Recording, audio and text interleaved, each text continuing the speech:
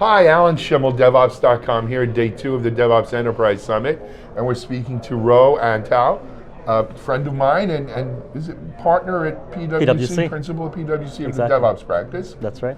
Excellent. Ro, you're about to go speak here on day 2, and why don't you give our viewers a little preview of what you're going to be talking about? Excellent. So I'm actually going to be hosting a panel session with one of my key clients here in the Valley at Adobe Systems.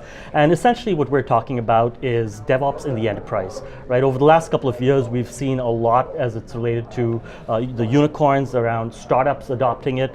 And we've come to realize that DevOps adoption in large enterprises that have been around for a decade or more, with a whole set of processes and architectures and organizational structures that have evolved over time, it can be a very different beast. And so with Adobe, we've got 3 parts of the house that are going to be represented here at this conference this year.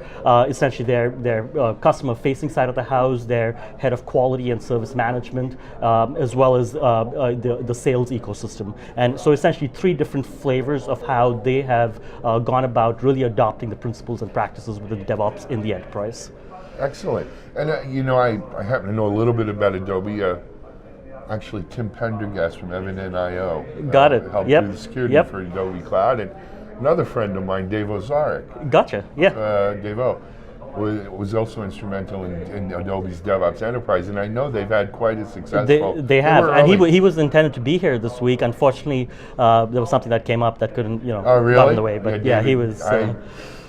I know Dave O longer than I cared to admit on film right now, or on tape. It's like film or tape on digital. Gotcha.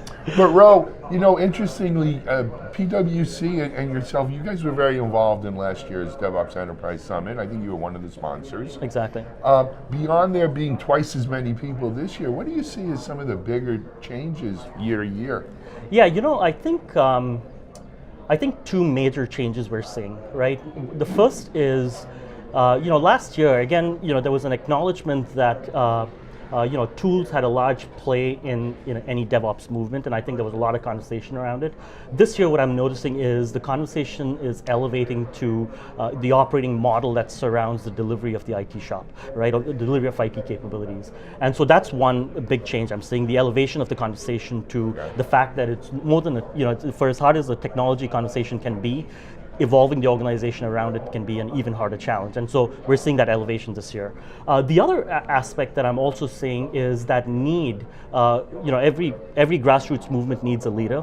What we're seeing in this movement, and especially this year, is that need to now start engaging at the executive level, right? Getting that top-down support. There's some hard boundaries and obstacles that need to be crossed here, and getting that executive support early on is going to be key. And so those are the 2 key observations I've had this year as we've seen some of the sessions. Yeah, we interviewed actually Gary Groover last year, not last year, yesterday, whose new book, Leading the Transformation, actually hits a lot on that, about how, as an executive, do you lead these sort of transformations.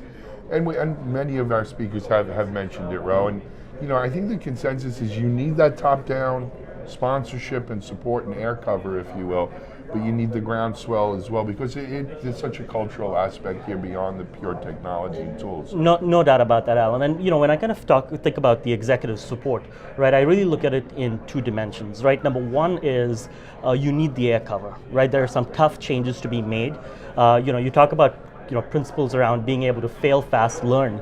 That requires executive support, right? It requires leadership that looks at failure as an opportunity to learn, right, and rewards teams based on what they've learned, right? And so that's one aspect where we see the executive play and really come in.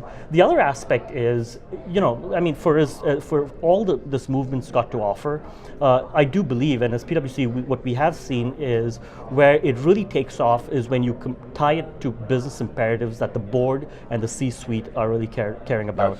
Be it the launch of a new digital business model, be it finding new digital ways to engage with customers. Imperatives that are on the board agenda that the CIO is part of, and the leadership team is part of. Being able to connect those business imperatives with this grassroots movement, we believe, can be a very powerful combination. And for those 2 reasons, we see that top-down support being almost crucial to the success and future of this movement. Excellent. Okay, Ro, I think we're just about out of time. I wanted to thank you for appearing today. Good luck on your session later, and we'll check back in. Thank you for having me. Thank you. Excellent. This is Alan Schimmel of DevOps.com, day 2 of DevOps Enterprise Summit.